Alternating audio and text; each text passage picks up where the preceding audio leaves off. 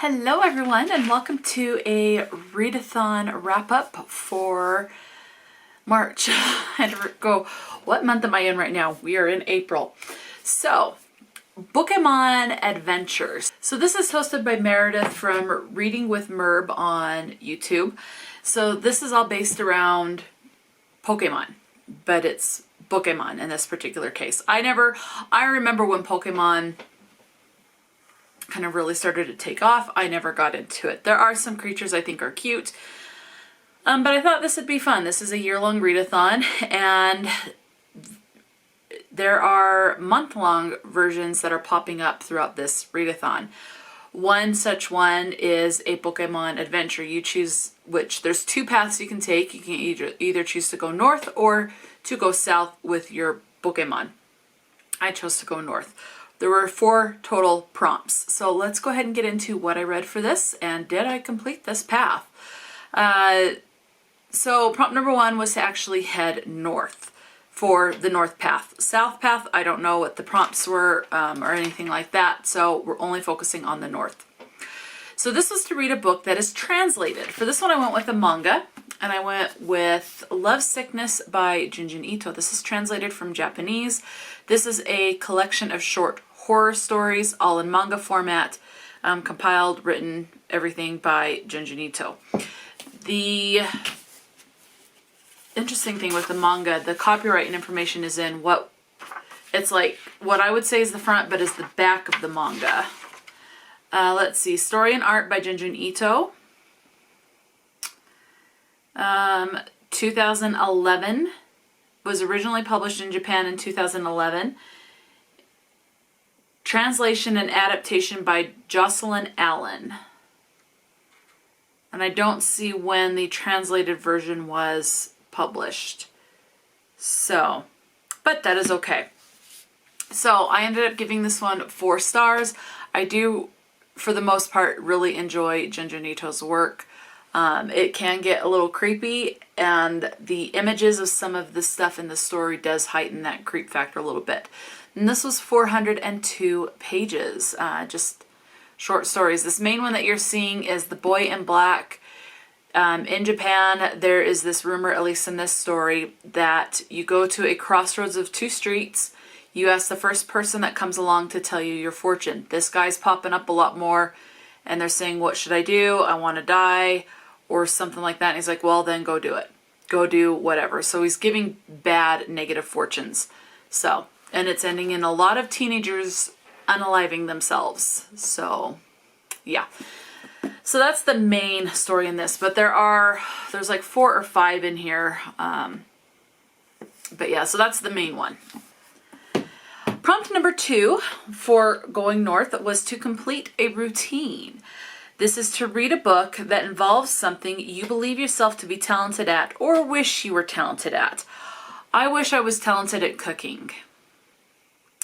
Physically, I just can't stand in the kitchen and cook. So I do have a lot of processed stuff. I am trying to fix my health so that I can stand and cook. I just can't stand for longer than about 10-15 minutes, and to stand and cook a meal, that is just not ideal. Yes, there are crock-pot stuff I can do. It's just a matter of finding stuff, because right now my tastes are kind of scawampus, or whatever the case is, that certain things don't sound good and others are just kind of like, you know, whatever. So sandwiches and cereal and stuff tend to be what I have. But anyway, so I wish I was talented at cooking. I do enjoy cooking, or I have enjoyed cooking when I could stand for a while, and I still would love to return to the kitchen and be able to cook and bake. I do enjoy it when I have been able to do it, but I just can't right now. So that is one. I did an ebook, so I will insert the image here. And it is Ramon and Julieta. This is a Hispanic retelling, has Hispanic flair, however you want to word it, but it is a retelling of Romeo and Juliet. This takes place in California. Julieta is a chef. She owns a restaurant with her mother. Her mother has lupus, so her mother is phasing out of dealing with the restaurant stuff. And Julieta makes just this fabulous food. It's like just amazing, amazing, amazing stuff. And there's a lot of raves about her food and everything. Her restaurant is in a small Hispanic community. They're all owned, it's on this street where there's a bunch of other businesses owned also by those that are Hispanic. In Julieta's case, her parents immigrated from Mexico. So Mexico is the one that you know for sure, but as far as anyone else that's Hispanic, they could be descendants of people from Mexico, Spain, Guatemala, who knows. It doesn't say, but Mexico is the one that you do get. The celebration that takes place during this book is Cinco de Mayo, and so you do learn a bit about that. And Ramon, his dad, has established, basically, if you know what Taco Bell is, that's basically the franchise or the corporation, the big business that Ramon's dad has come up with. It's called Taco King in the book, and they have purchased this block that Julieta's her restaurant, her business is on, as long as these other Hispanic-owned businesses in the Hispanic community. And so there's a lot of talk of gentrification, how they're buying up all these, and they're going to put in, instead of Julieta's authentic Hispanic restaurant, to bring more tourists to the area, they want to put in a Taco King, aka a Taco Bell. They want to remove, there's another another business where they want to remove and bring in the Starbucks. So, you know, they're doing that stuff. So that's what the book is about, but there is a lot about Julieta cooking and gardening to get her own herbs and vegetables for her dishes. And so that's the other thing I wish I was good at, was gardening. Another thing that I physically just cannot do, unfortunately. Okay, prompt number 3. And I gave that book 4 stars, and it was 284 pages. Prompt number 3 was to read a book that features a morally gray character. For this one, another ebook, I did complete this one, was a graphic novel, Demon in the Woods by Leigh Bardugo. This is the prequel, but it's a graphic novel to the Grishaverse trilogy, where it's like Shadow and Bone, Siege and Storm, Ruin and Rising, something like that. So I do enjoy Leigh Bardugo's work. However, this is my least favorite Leigh Bardugo work that I have. This is one of those ones that I think there should have been more character development. It's a graphic novel, so you're not getting a lot of character development, but I would have liked to have seen more character development, more backstory, because this is basically what the Darkling was in the Grishaverse trilogy before he was known as the Darkling. We're just getting it in this graphic novel, kind of a hint of what he was like and the life that he had before that. And I think this would have been better as a novel. I think the graphic novel is fine, but this is one that I think if there's going to be a graphic novel, like I would like to see, what I'm trying to say is I would like to see a standard novel format of the life of the Darkling, what caused him to make the choices and become the man that he is in the Grishaverse trilogy.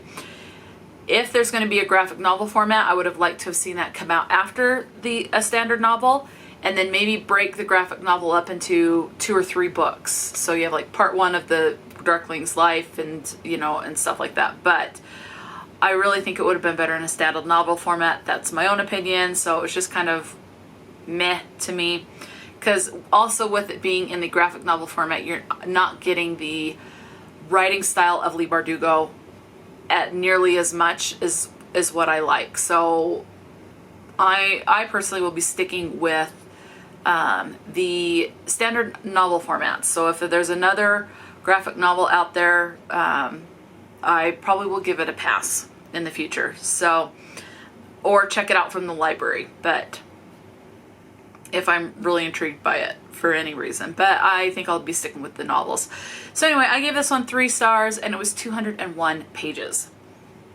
Prompt number 4, and this was the last prompt. Did I complete this? Prompt number 4 was a book about friendship, and each prompt came out each week. So like on Sunday, one prompt was released, and then you would do the next prompt, and etc.